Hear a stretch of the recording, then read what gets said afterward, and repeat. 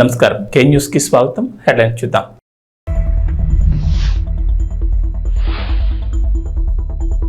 ఢిల్లీకి చంద్రబాబు కేంద్ర హోంమంత్రి అమిత్ షాతో పాటు పలువురు కేంద్ర మంత్రుల్ని కలిసే అవకాశం.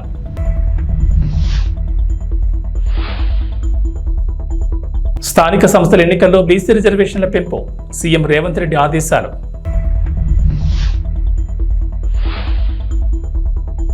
తెలంగాణలోని రహదారుల అభివృద్ధిపై స్పెషల్ ఫోకస్. జిల్లాలో రోడ్ల అభివృద్ధికి సహకరిస్తామన్న మంత్రి కోమటిరెడ్డి.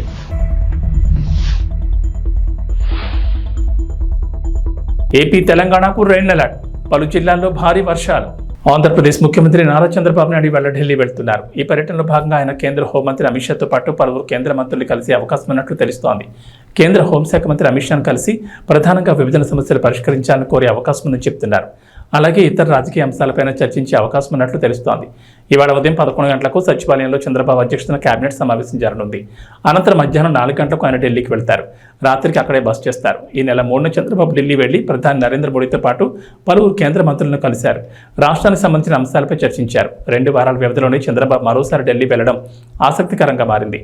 మరోవైపు జీపీఎస్ జీవో గెజెట్ నిలిపివేయాలని ముఖ్యమంత్రి చంద్రబాబు ఆదేశించారు. ఈ జీవో జారీ చేయడంపై అధికారులను సీఎం ప్రశ్నించారు. సచివాలయంలో ఆర్థిక శాఖ సమీక్షలో ఈ అంశంపై ఆరా తీసి గత ప్రభుత్వ ప్రతిపాదనపై ఇప్పటి ప్రభుత్వంలో ఉత్తర్వులు ఇవ్వడం ఏంటని అభ్యంతరం వ్యక్తం చేశారు. అతను ప్రభుత్వ పెద్దల దృష్టిలో లేకుండా గెజెట్ ఎలా వచ్చింది అనే వ్యవహారంపై విచారణ చేయాలని ఆదేశించారు. వెంటనే జీవో గెజెట్ను నిలిపివేయాలని, గత ప్రభుత్వ హయాంలో తీసుకొచ్చిన ఈ జీపీఎస్పై ప్రభుత్వ పెద్దలకు తెలియకుండా ఆర్థిక శాఖ రహస్యంగా జీవో ఆ తర్వాత గెజెట్ విడుదల చేసింది. తెలంగాణలో మరో ఎన్నికల సంబరానికి సమయం దగ్గర పడుతోంది. ఇటీవలే పార్లమెంట్ ఎన్నికలు ముగియగా ఇప్పుడు సర్పంచ్ ఎన్నికలకు సమయం ఆసక్తమైంది. ఇప్పటికే సర్పంచులు, జడ్పీటీసీలు, ఎంపీటీసీల పదవీకాలం ముగియగా త్వరలోనే ఎన్నికలు నిర్వహించేందుకు రేవంత్ రెడ్డి సర్కార్ సన్నద్ధమవుతోంది. ఈ క్రమంలోనే స్థానిక సంస్థల్లో బీసీ రిజర్వేషన్ల పెంపుతో పాటు ఇతర అంశాలపై సచివాలయంలో సీఎం రేవంత్ రెడ్డి ఉన్నత స్థాయి సమీక్షా సమావేశం నిర్వహించారు. స్థానిక సంస్థల ఎన్నికల్లో వెనుకబడిన తరగతుల రిజర్వేషన్లు పెంచడానికి అవసరమైన కార్యాచరణ ప్రణాళిక రూపొందించాలని అధికారులకు రేవంత్ రెడ్డి కీలక ఆదేశాలు జారీ చేశారు. రాష్ట్రంలో కులగణన నిర్వహించాలని ప్రభుత్వం ఇప్పటికే నిర్ణయం తీసుకున్నందున ఆ నివేదిక ఆధారంగా పంచాయతీ ఎన్నికలకు వెళ్లడానికి ఎంత సమయం పడుతుందన్న వివరాలను అధికారులను అడిగి తెలుసుకున్నారు. బీసీ రిజర్వేషన్ల పెంపుతో పాటు స్థానిక సంస్థలకు కేంద్ర ప్రభుత్వం నుంచి వచ్చే నిధులు ఆగిపోకుండా సాధ్యమైన తొందరగా ఎన్నికలు నిర్వహించేందుకు అవసరమైన ప్రణాళిక సిద్ధం చేయాలని రేవంత్ రెడ్డి ఆదేశించారు.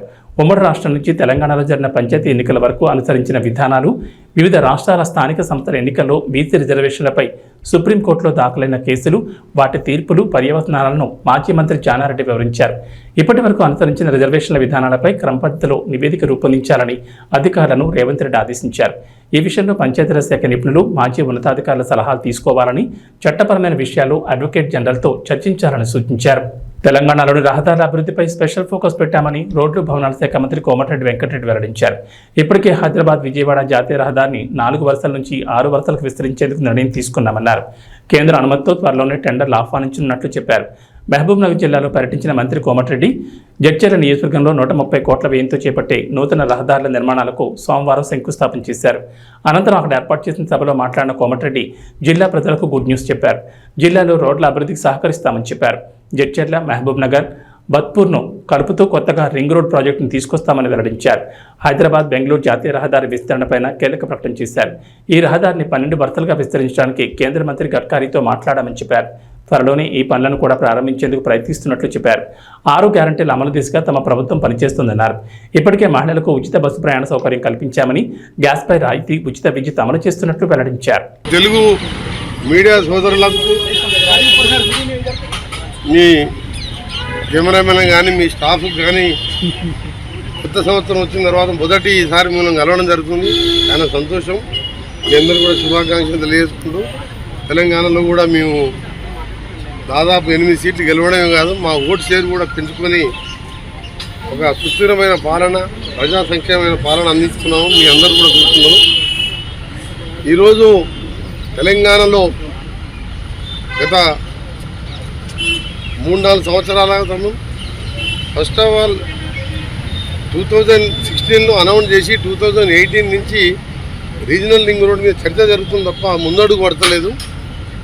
గత ప్రభుత్వం దాని మీద కొన్ని అనౌన్స్ చేసినప్పుడు యూటిలిటీ చార్జ్ కడతామని చెప్పి ఒప్పుకొని తర్వాత వాళ్ళు మేము కట్టామని చెప్పడం, నేషనల్ హైవే వాళ్ళు దాన్ని బ్యాక్ పోవడం, మళ్ళీ మా గవర్నమెంట్ వచ్చిన తర్వాత నేను వచ్చి గడ్కరీ గారి ఆనరబుల్ మినిస్టర్ గారిని కలిసి సీఎం గారు నేను ఇద్దరం కలిసి వారిని ఒప్పిస్తే వాళ్ళు యుటిలిటీ ఛార్జ్ కూడా మీరు కట్టే అవసరం లేదు మేమే కట్టుకుంటామని చెప్పి ముందుకు వచ్చి రావడం, దాన్ని వేగవంతం చేసే ప్రక్రియలో ఎలక్షన్ కోడ్ వచ్చినప్పుడు కొద్దిగా ఆలస్యమైంది. మేము అనుకున్న వర్క్స్ అందులో రీజనల్ రింగ్ రోడ్తో సహా హైదరాబాద్ విజయవాడ జాతీయ రహదారిని 6 లేన్లుగా మార్చే, అది ఒక దేశంలోనే ఎక్కువ ట్రాఫిక్ ఉన్న రోడ్డు, 60,000 వెహికల్స్ పర్ డే వస్తాయి. జిఎంఆర్ అనే సంస్థ టోల్ రోడ్ తీసుకొని యాక్చువల్గా 2024లోనే 6 లేన్గా కంప్లీట్ చేయాలి. కానీ వాళ్ళు వివిధ కారణాలు చూపిస్తూ కోర్టుకు వెళ్తూ దాన్ని 6 లేన్గా టేకప్ చేయలేదు.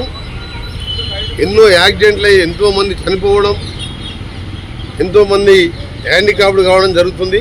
దాన్ని నేను ఎంపీగా ఉన్నప్పుడు ఆనరబుల్ మినిస్టర్ గడ్కరీ గారిని అడిగితే 375 కోట్లతో 17 యాక్సిడెంట్ స్పాట్ గుర్తించి 375 కోట్లు శాంక్షన్ చేయడం జరిగింది. శాంక్షన్ చేసిన తర్వాత 2 సార్లు జిఎంఆర్ వారు కోర్టుకు పోయాను. మళ్ళీ దాన్ని క్యాన్సిల్ చేస్తే 3rd టైం మళ్ళీ టెండర్ పిలిచి నిన్ననే పనులు కూడా ప్రారంభించిన సంగతి మీ అందరికీ తెలుసు. అవి కూడా డిసెంబర్ లోప టెంపరీ రిలీఫ్ అట్లీస్ట్ యాక్సిడెంట్ తక్కువ చేస్తూ హైదరాబాద్ను విజయవాడని వెంటనే 6 లేన్గా చేయాలని చెప్పి ఈరోజు నేను మా ఈఎన్సీ గారు గణపతి రెడ్డి గారు ఇంకా మిగతా అధికారులతో కలిసి మినిస్టర్ గారిని చెప్పడం జరిగింది.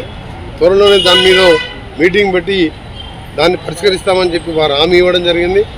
రీజనల్ రింగ్ రోడ్ కూడా దాన్ని సపరేట్గా మీటింగ్ పెడతాను, దాన్ని కూడా రివ్యూ చేద్దామని చెప్పి వారు చెప్పడం జరిగింది. దాంతోపాటు 16 రోడ్లు గత 3-4 సంవత్సరాలుగా పోయిన మా రాష్ట్ర ప్రభుత్వం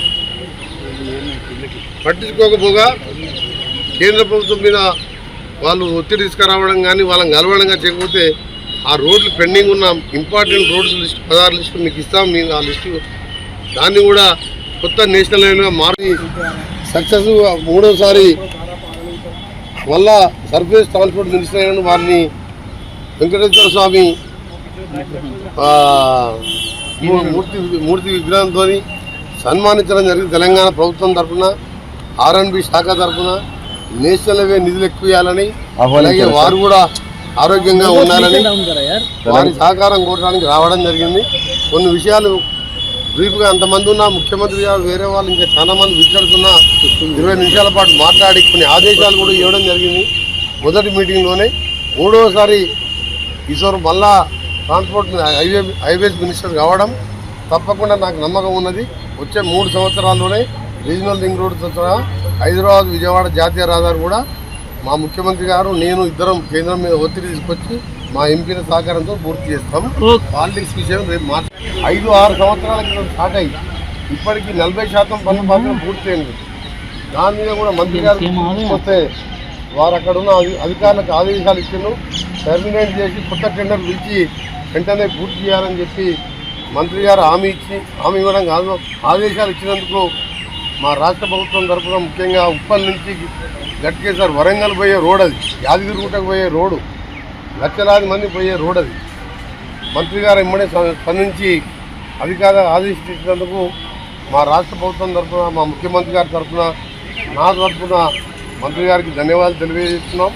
ఇంకా కూడా మిగిలిన విషయాలన్నీ కూడా త్వరలోనే పిలిపించుకొని రివ్యూ చేసుకొని పూర్తిగా తెలంగాణ సహకరిస్తానని చెప్పి మంత్రి గారు ఉక్రెయిన్తో యుద్ధాన్ని ముగించేలా రష్యా అధినేత వ్లాదిమిర్ పుతిన్తో మాట్లాడాలని భారత్కు అగ్రరాజ్యం అమెరికా విజ్ఞప్తి చేసింది. ఈ వివాదానికి శాశ్వత పరిష్కారం లభించేలా కృషి చేయాలని కోరింది. భారత్ రష్యా బంధం సుదీర్ఘమైందని ఈ సందర్భంగా గుర్తు చేసింది. ఈ క్రమంలో మాస్కోకాయు మధ్య జరుగుతున్న యుద్ధానికి ముగింపు పలికేలా భారత్ జోక్యం చేసుకోవాలని కోరింది. ఇందుకు తన దీర్ఘకాల సంబంధాన్ని ఉపయోగించుకోవాలని సూచించింది. ఈ మేరకు అమెరికా స్టేట్ డిపార్ట్మెంట్ ప్రతినిధి మాథ్యూ మిల్లర్ సోమవారం విలేకరుల సమావేశంలో మాట్లాడుతూ ఢిల్లీ మాస్కోల మధ్య బలమైన సంబంధాలున్నాయన్నారు. ఈ నేపథ్యంలో యుఎన్ చార్టర్ను గౌరవించాలని పుతిన్కి చెప్పాలని కోరారు. పుతిన్ చట్టవిరుద్ధమైన యుద్ధం చేస్తున్నారని ఆరోపించారు. ఉక్రెయిన్ ప్రాదేశిక సమగ్రతను, సార్వభౌమత్వాన్ని గౌరవించమని పుతిన్కి సూచించాలని మిల్లర్ పేర్కొన్నారు. ఆంధ్రప్రదేశ్లో కూటమి ప్రభుత్వం ఎన్నికల సమయంలో ఇచ్చిన హామీలను ఒక్కొక్కటిగా అమలు చేస్తోంది. ఇప్పటికే పలు పథకాలను అమలు చేయగా మరికొన్ని అమలు చేసేందుకు సిద్ధమవుతున్నాయి. తాజాగా ఎస్సీ, ఎస్టీ, డ్వాక్రా మహిళలకు సంబంధించి ప్రభుత్వం కీలక నిర్ణయం తీసుకుంది. ఉన్నతి పథకం కింద డ్వాక్రా మహిళలకు ఇచ్చే వడ్డీ లేని రుణాలు పరిమితి 5 లక్షలకు పెంచారు. మొన్నటి వరకు ఈ పథకం కింద వారికి ఇచ్చే 0 వడ్డీ రుణాల పరిమితి 2 లక్షలు ఉంది. ఇప్పుడు దాన్ని 5 లక్షలకు పెంచింది. మహిళల జీవనోపాధి కింద ఒక్కొక్కరికి కనిష్టంగా 50,000 నుంచి గరిష్టంగా 5 లక్షల వరకు వడ్డీ లేని రుణాన్ని ఇస్తారు. డ్వాక్రా మహిళలు ఈ రుణాన్ని వాయిదా రూపంలో తిరిగి చెల్లిస్తారు. 2024-25 ఏడాదికి సంబంధించి 250 కోట్లు రుణంగా ఇవ్వాలని అధికారులు టార్గెట్గా పెట్టుకున్నారు. ఇప్పటికే ఈ ఫైల్పై ఎంఎస్ఎంఈ, సెర్ప్, ఎన్ఆర్ఐ వ్యవహారాల శాఖ మంత్రి కొండపల్లి శ్రీనివాస్ సంతకం చేశారు. ఈ ఉన్నతి పథకం కింద రుణ మంజూరుకు ప్రణాళికను అమలు చేస్తున్నారు అధికారులు. డ్వాక్రా సంఘాల్లో సభ్యులుగా ఉన్న ఎస్సీ, ఎస్టీ మహిళలు ఈ రుణం కోసం దరఖాస్తు చేసుకునే నెలలో యూనిట్ ఏర్పాటు చేయాల్సి ఉంటుంది. రాష్ట్రంలో గ్రామ సంఘం స్థాయి నుంచి అన్ని దశల్లోనూ పర్యవేక్షణ ఉంటుంది. అలాగే లబ్ధిదారులు ఎంపిక చేసుకున్న జీవనోపాధికి అనుగుణంగా రుణం మంజూరు చేస్తారు. ఏ జీవనోపాధి ఏర్పాటు చేసుకోవాలనేది డ్వాక్రా మహిళల ఇష్టం. తెలంగాణ మాజీ ముఖ్యమంత్రి బీఆర్ఎస్ అధినేత కేసీఆర్ దాఖలు చేసిన పిటిషన్పై ఈరోజు సుప్రీంకోర్టులో విచారణ జరగనుంది. ఛత్తీస్గఢ్తో విద్యుత్ ఒప్పందాలు, యాదాద్రి, భద్రాద్రి విద్యుత్ ప్లాంట్ల నిర్మాణంలో అక్రమాలపై విచారణ కోసం తెలంగాణ ప్రభుత్వం జస్టిస్ నరసింహారెడ్డి కమిషన్ నియమించింది. విచారణకు హాజరు కావాలని ఈ కమిషన్ కేసీఆర్కు సమన్ ఇచ్చింది. జస్టిస్ నరసింహారెడ్డి కమిషన్ ఇచ్చిన సమన్లపై కేసీఆర్ సుప్రీంకోర్టులో పిటిషన్ దాఖలు చేశారు. కమిషన్ తనకిచ్చిన సమన్లపై ఈ నెల 1వ తేదీన హైకోర్టు ఇచ్చిన తీర్పును కేసీఆర్ అత్యున్నత న్యాయస్థానంలో సవాల్ చేశారు. ఈ పిటిషన్ను విచారణకు స్వీకరించిన న్యాయస్థానం ఈ రోజు విచారణ జరుపుతానని తెలిపింది. నిన్న సీనియర్ న్యాయవాది అందుబాటులో లేకపోవడంతో మొదట కేసీఆర్ తరపు న్యాయవాది మోహిత్ రావు పాస్ ఓవర్ కోరారు. ఆ తర్వాత కోర్టు పనివేళలు ముగిసిన సమయానికి కేసు విచారణకు రావడంతో రేపు విచారిస్తామని సీజీఐ జస్టిస్ చంద్రచూడ్ తెలిపారు. కర్నూలు జిల్లా ఎస్పీగా గరికపాటి బిందు మాధవ్ బాధ్యతలు స్వీకరించారు. మొదటగా ఏఆర్సీ బంద్తో గౌరవ వందనం స్వీకరించారు. బాధ్యతలు స్వీకరించిన బిందు మాధవ్ కుటుంబ సమేతంగా పురోహితుల ఆశీస్సులు అందజేశారు. ఈ సందర్భంగా జిల్లా ఎస్పీ మాట్లాడుతూ కర్నూలు జిల్లా ఎస్పీగా రావడం తనకు చాలా సంతోషంగా ఉందని, ఈ అవకాశం కల్పించిన రాష్ట్ర ముఖ్యమంత్రికి, రాష్ట్ర డీజీపీకి ప్రత్యేక ధన్యవాదాలు తెలియజేస్తున్నామన్నారు. జిల్లాలో శాంతి భద్రతల పర్యవేక్షణ లక్ష్యంగా పటిష్ట చర్యలు చేపడతామన్నారు. ప్రజలకు సేవలు అందించేందుకు ఎల్లప్పుడూ అందుబాటులో ఉంటామన్నారు. మహిళల భద్రతకు, మహిళలపై జరిగే నేరాలపై ప్రత్యేక చర్యలు తీసుకుంటామన్నారు. 100 రోజుల కార్యాచరణ ప్రణాళికలో గంజాయి నిర్మూలనకు చర్యలు తీసుకుంటున్నామన్నారు. సైబర్ నేరాలు మరియు దొంగతనాలపై ప్రత్యేక దృష్టి సారిస్తామన్నారు. ఫ్యాక్షన్ ప్రభావిత గ్రామాల్లో ప్రత్యేక నిఘా ఉంచుతామన్నారు. అన్ని ప్రభుత్వ శాఖల సహకారం, సమన్వయంతో కలిసి పనిచేస్తామన్నారు. సమస్యతో వచ్చిన ప్రతి ఒక్క బాధితుడికి తక్షణ పరిష్కారం అందేలా కృషి చేస్తామన్నారు. జిల్లా పోలీసులను అప్రమత్తం చేసి నేరాల నివారణకు గట్టి చర్యలు తీసుకుంటామన్నారు. ట్రాఫిక్ సమస్యను పరిష్కరిస్తామన్నారు. సీసీ కెమెరాల నిఘాను బలోపేతం చేస్తామని, జిల్లా పోలీస్ శాఖకు జిల్లా ప్రజలు మరియు మీడియా వారు తమ వంతు సహకారం అందించాలని కోరుకుంటున్నామన్నారు.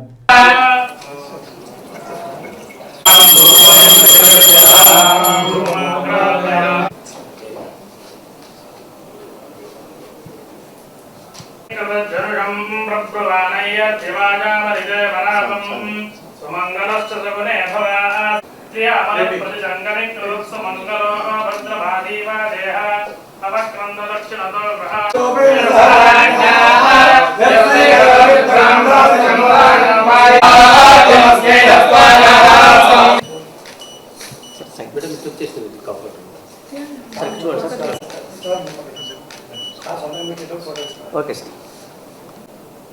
ఓకే సార్, కొద్దిగా ప్రైవేట్. Okay sir.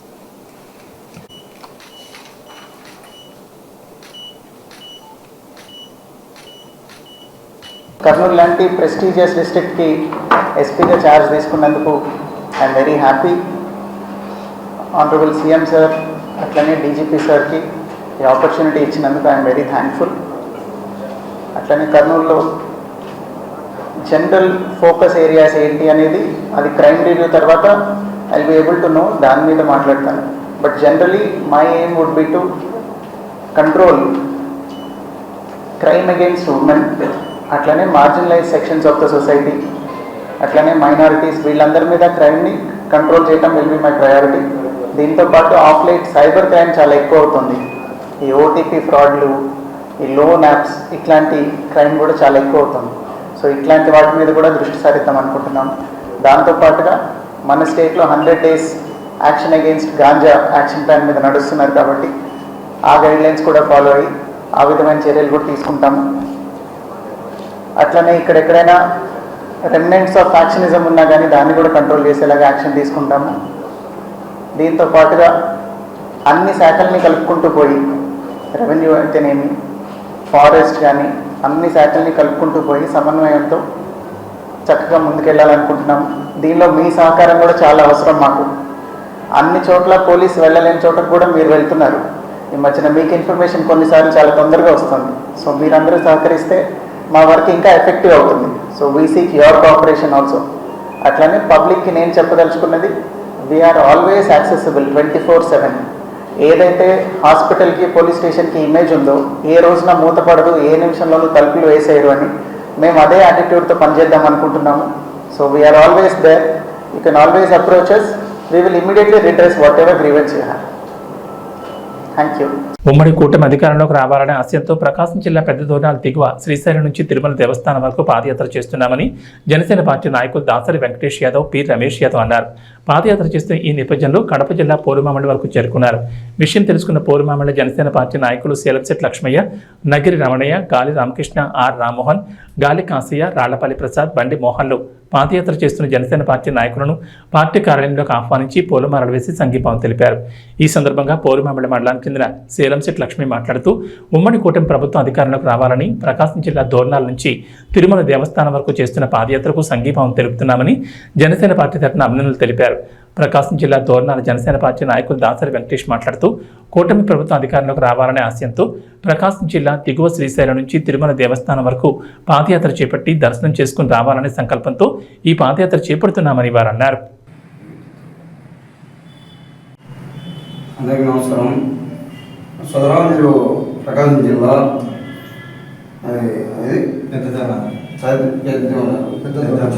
మీరు వచ్చారు. మీ ఆశయం ఏంటి? ఎందుకు పాదయాత్ర చేస్తున్నారు? మీ ఆశయం ఎందుకు పాదయాత్ర ఎందుకు కోరుతున్నారు? పోయేదానికి మీ ఆశయం తెలియవచ్చు. అందరికీ నమస్కారం. టీడీపీ నాయకులకి, జనసేన నాయకులకి, కార్యకర్తలకు అందరికీ తెలియజేసిన ధన్యవాదాలు. రాష్ట్రంలో ఎన్డీఏ కూటమి భారీ విజయం సాధించాను. దాంతోపాటు భారీ విజయం టీడీపీ అధ్యక్షుడు చంద్రబాబు నాయుడు గారు సీఎంగా కావాలని, అలాగే జనసేన అధ్యక్షుడు పవన్ కళ్యాణ్ గారు డిప్యూటీ సీఎం అవ్వాలని మా కోరిక మేరకు మేము తిరుమల వెంకటేశ్వర స్వామికి మొక్కున్నాము. వాళ్ళిద్దరూ అసెంబ్లీలో అడుగు పెడితే మేము పాదయాత్ర చేస్తామని మా పెద్దనాడు గ్రామం నుంచి, అలాగే మేము అనుకున్నట్టుగానే చంద్రబాబు నాయుడు గారు సీఎం అయినారు. అలాగే పవన్ కళ్యాణ్, జనసేన అధ్యక్షుడు పవన్ కళ్యాణ్ గారు డిప్యూటీ సీఎం అయినందుకు గాను మా పెద్దనాడు గ్రామం నుంచి తిరుమలకి పాదయాత్రగా బయలుదేరి ప్రస్తుతం పూర్వమామల గ్రామానికి చేరుకున్నాం. పూర్వమామల గ్రామంలో జనసేన నాయకులు, కార్యకర్తలు మమ్మల్ని స్వాగతించి వాళ్ళు సత్కరించి నందుకు జనసేన నాయకులకి ధన్యవాదాలు. ఆనాడు టీడీపీ అయితేమి, జనసేన అయితేమి, బీజేపీ అయితేమి మన పవన్ కళ్యాణ్ పిలుపు మేరకు ఆశయంతో, అదే ఆశయంతో మన సోదరులు కష్టపడి పనిచేసేందుకు వాళ్ళ ఫలితం దక్కినందువల్ల ఈ రేపు పాదయాత్ర మొదలుపెట్టిండు. ప్రకాశం జిల్లా దోర్నాల నుంచి మొదలుపెట్టి ఇప్పటికి 10 చేరుకోవడం జరిగింది.